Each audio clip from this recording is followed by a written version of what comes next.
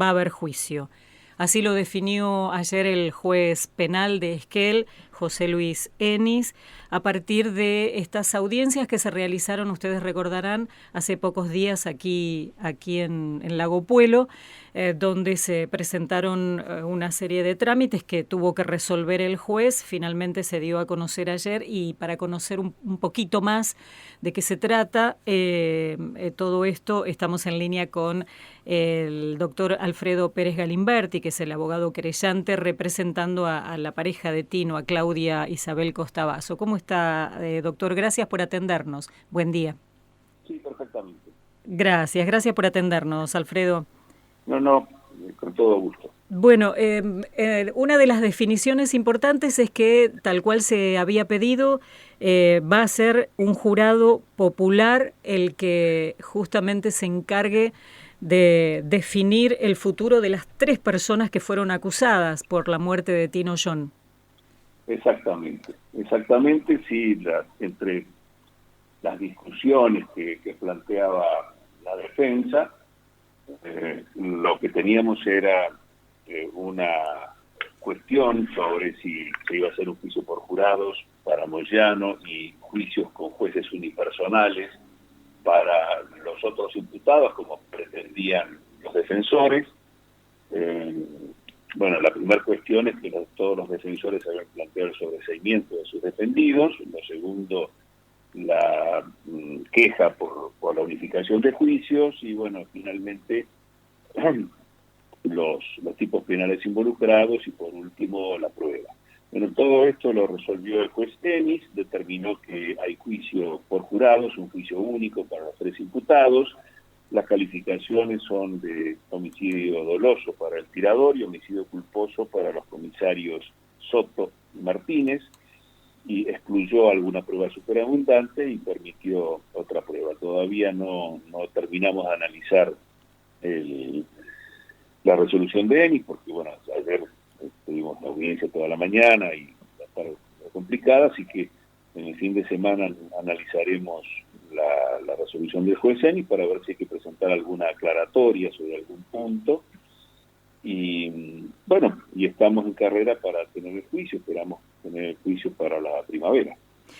Alfredo, el trámite es unificado, es decir, se juzgan a las 3 personas en el mismo trámite. Exactamente, sí. ¿Y las penas, de qué penas estamos hablando? Estamos hablando, si las calificaciones se mantienen, de una pena de prisión perpetua para el sargento Moyano y penas de 5 años que hemos propuesto para los comisarios, el jefe del GEOP, que es el comisario Soto, y el comisario Martínez, el comisario del Hoyo. ¿Por qué si las calificaciones se mantienen, Alfredo? ¿Esto cuándo se define? Digamos, si el jurado tiene por probado, más allá de una duda razonable, que hay un homicidio doloso, el jurado podría decir que hay un homicidio con exceso en la legítima defensa o un exceso en incumplimiento del deber, podría decir que los comisarios incurrieron en incumplimiento de los deberes funcionarios públicos sin llegar al homicidio culposo. En fin, son las variantes que se le van a presentar al jurado para que defina culpable o no culpable. El jurado es dueño y señor, y el juez está obligado no solamente a plantear las calificaciones que la parte acusadora propone, sino los delitos menores incluidos. Así que en el homicidio agravado está incluido el homicidio simple. Y las partes seguramente pedirán instrucciones sobre homicidio en legítima defensa, incumplimiento del deber o el exceso en fin, todas las opciones posibles seguramente las partes a plantear. Va a ser un juicio complejo, es un juicio inédito, no creo que en la provincia haya habido otro. Nosotros hemos tenido en el 2017 un juicio como acusadores exclusivos en un caso de abuso en Puerto Pirámide que la Fiscalía se negó a llevar adelante. Es un caso que se hizo también muy conocido porque en función de ese caso pedimos el juicio político del ministro Báez, que finalmente renunció. Y ahora tenemos un caso en el que los querellantes somos acusadores exclusivos sin el Ministerio Fiscal respecto del sargento Moyano. y compartimos la acusación con la Fiscalía respecto de los dos comisarios. Bien. ¿El juicio se va a realizar en Pueblo, doctor? Sí, tiene que realizarse en Pueblo, que es el lugar donde el hecho sucedió. Bien, digo por las complejidades de las distancias y demás, pero eso está establecido, sí o sí se tiene que realizar en Pueblo, que fue el lugar donde ocurrió. Sí, no hay otra posibilidad. Bien, le pregunto porque esto del juicio por jurados además es tan nuevo, que ¿qué características Sí, va a tener el jurado popular, por ejemplo? tenemos que construir tradiciones, tenemos que construir doctrina y jurisprudencia, porque si bien está en la Constitución hace más de 150 años, nunca nos pudimos ocupar de trabajar sobre los aspectos del jurado. Las discusiones de los últimos 140 años fueron jurado sí, jurado no. Así que la primera vez que tuvimos un congreso internacional en Buenos Aires, fue creo que después del 2013, cuando ya había salido el juicio por jurados en Neuquén. Bueno, dijimos, ahora podemos empezar a discutir todo lo que hace el juicio por jurado, régimen de instrucciones, competencias. No lo hemos discutido antes porque la opción política era sí o no, así que todo se centraba en una discusión política. Ahora tenemos discusiones técnicas y desde la universidad y en la doctrina se está trabajando mucho en analizar la jurisprudencia que ya se tiene después de unos tal vez 600 juicios que se han hecho, sobre todo en la provincia de Buenos Aires, para ir construyendo doctrina e ir reflejando las decisiones jurisprudenciales. Hemos tenido sentencias de la Corte también, sentencias de la Corte de la provincia de Buenos Aires y de otras cortes provinciales, Entre Ríos, Neuquén, y sentencias, obviamente, de los tribunales revisores. Así que con todo esto se va formando un texto que le da contenido a los diferentes momentos del juicio por jurados. Así que bueno, es una construcción que va a llevar su tiempo porque es un cambio cultural enorme el hecho de poner las decisiones en justicia en manos de los ciudadanos. Esto ha sido una pelea política muy fuerte y afortunadamente estamos encaminados. Incluso la ley de jurados para el territorio federal está con un dictamen unánime de aprobación, así que el día que se ponga en discusión, entendemos que va a salir sin ningún obstáculo.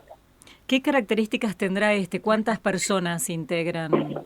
¿Que son exclusivamente de la comarca, de aquí de la zona? Sí, son 12 personas, habrá una audiencia de guardir, que se llama así, es una vieja fórmula del derecho inglés, que en realidad es una palabra francesa. Bueno, yo soy amante de las digresiones. Cuando los normandos invaden Inglaterra en 1066, se va a hablar en francés en Inglaterra, en la corte, hasta el año 1300 y pico, que el inglés viene a ser la lengua oficial. Así que durante esos 300 años la lengua oficial fue el francés. Por eso al jurado se le llama petit jury, pequeño jurado, en oposición al gran jurado, y la audiencia de guardir es decir la verdad, y es una fórmula francesa. Hay varias fórmulas francesas que permanecieron en el derecho inglés y se conservaron en el traslado a Estados Unidos y incluso a nuestro país. Nosotros seguimos hablando de la audiencia de guardir, que es una fórmula normanda de hace 1000 años. Bien, claro, habría que cambiarle el nombre ya. No, porque digamos, todos sabemos a qué nos referimos. Se llama a los ciudadanos y se trata de conformar un tribunal imparcial, es decir, personas que no tengan una posición tomada con respecto de la acusación o de la defensa, personas que estén dispuestas a considerar la prueba y tomar su decisión únicamente y solo en base a la prueba que se le presenta. Eso es el sentido de la audiencia de guardir. Es una audiencia que en este caso va a ser compleja porque todo el mundo conoce el caso, pero pensemos que en el caso Floyd, recordás el caso Floyd, que es el policía que ahorca en el piso a un hombre y le tiene la rodilla en el cuello hasta que muere. En Estados Unidos, sí. En Estados Unidos. Sí. El famoso caso Floyd, no había nadie que no supiera de qué se trataba, había habido marchas y manifestaciones, y una cantidad de cosas, y sin embargo, bueno, se eligió un jurado imparcial sobre la idea de que usted conoce esto, sí conozco esto, y usted está dispuesto a tomar una decisión basada únicamente en la prueba, estoy dispuesto, bueno, digamos, hay una cantidad de preguntas que se hacen para rubricar esta imparcialidad, pero finalmente se obtuvo un jurado de 12 personas que hizo un veredicto. Y si se puede hacer en el caso Floyd, porque si en el caso Floyd había que llevarlo, no sé, a Calcuta, donde nadie hubiera escuchado hablar Claro. del caso. Sí, pensaba acá que Tino era una persona muy apreciada y muy Sí, conocida, correcto, entonces... pero eso no quiere decir que las personas que los conocían, que tienen una referencia de él, vayan a tomar una decisión contraria a la prueba. Bien, o sea que, a ver, suponiendo que me llegue a mí una citación que además es una carga pública, es obligatorio aceptar. Correcto, si te llegara a vos, si vos hubieras tenido amistad íntima y hubieras hecho manifestaciones en favor de condenen a las policías o qué sé yo, vos deberías decirlo y en todo caso se te excusaría. Bien, bien. Pero si vos conocías el caso, sabías que no tenías una referencia de Tino, te habías cruzado con él en la farmacia, y sí, conocías el caso y te preguntaban, pero ¿usted está dispuesto a ser imparcial en esto, a sujetarse a la prueba? Sí, por supuesto, yo no tengo nada ni a favor ni en contra. Digamos que no creo que todas las personas de la comarca andina tengan una posición tomada en el caso de Tino y se resistan a considerar la prueba. Bien, es importante esto que está diciendo, doctor, porque, bueno, le puede llegar a cualquier persona la citación para ser parte del jurado popular y es importante que tengamos en cuenta estos datos. Sí, por supuesto, la gente que se excluye es la gente que manifiestamente no va a tomar una decisión imparcial. Perfecto. O sea, llega la citación, igual tiene que sí o sí participar de la audiencia. Aunque después digan Sí, la sí, audiencia, yo no voy a ser imparcial, pero sí tiene que acudir a la audiencia. Se le va a hacer una cantidad de preguntas por escrito y después personalmente para determinar el grado de parcialidad, y las partes pueden recusar con causa o sin causa a determinada cantidad de jurados hasta que se obtenga un número de 12 personas y suplentes divididos de la mitad de cada sexo, que estén dispuestos a tomar una decisión imparcial. Esa es la idea. Bien, y qué maravilloso que resulta, me parece, ponernos en lugar de la justicia, porque a veces criticamos y cuestionamos tanto definiciones o decisiones, o cómo puede ser que fulano haya quedado en libertad. A veces hay cosas que no entendemos desde afuera y me parece maravilloso que podamos involucrarnos.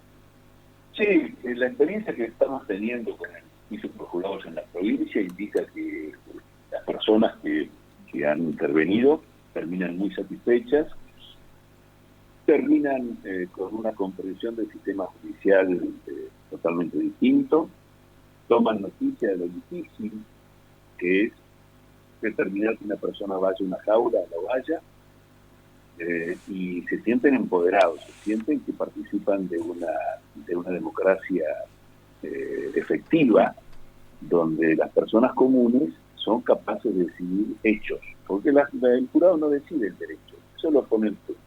Lo que tiene que decidir el jurado son hechos.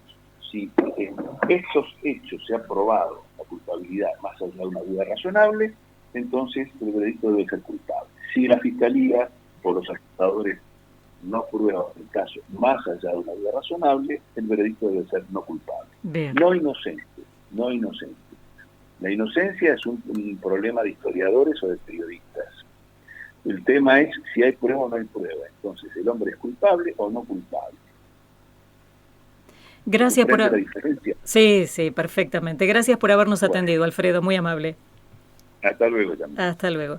El doctor Alfredo Pérez Galimberti es abogado querellante, es representante de Claudia Isabel Costabasso, la pareja de Tino, testigo, por otra parte, que estaba en el lugar el 27 de mayo del 2021. Ahora se van a cumplir 4 años y finalmente hoy podemos decir que la causa va a juicio.